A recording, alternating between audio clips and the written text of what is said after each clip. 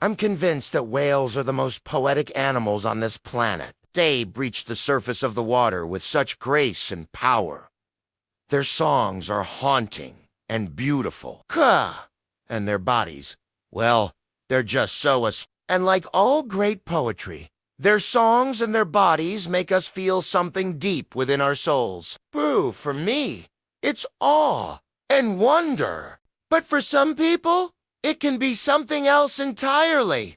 Something darker, something more dangerous. In 2019, a humpback whale washed up on the shores of a small town in Australia. Gah! It was a female.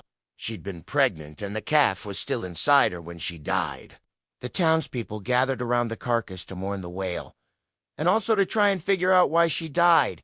As they stood there wailing, a group of scientists were collecting samples from the whale's body, including the fetus.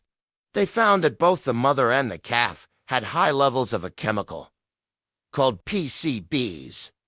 These chemicals are often found in deep-sea fish, and they can cause a number of health problems, including cancer. But that wasn't the only thing they found. Bale also found something else that was even more surprising.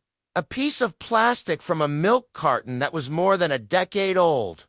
It was a brand that wasn't even sold in Australia. Kuh! This poor whale had likely ingested the plastic in the water, and it had made its way into her bloodstream. Cuve. Over time, it had caused her body to develop tumors, which eventually led to her death. Gug! When the people in the small town heard this, they were outraged. They felt like they needed to do something to honor the whale and also to protect the other whales in the area. So they started a petition to ban plastic bags in their town. And this is where the poetry of the whales really comes in. You see, these people weren't just mourning the loss of a single whale. They were mourning the loss of all the whales that had died before her, all the whales that would die after her, and all the other animals that were dying because of plastic pollution.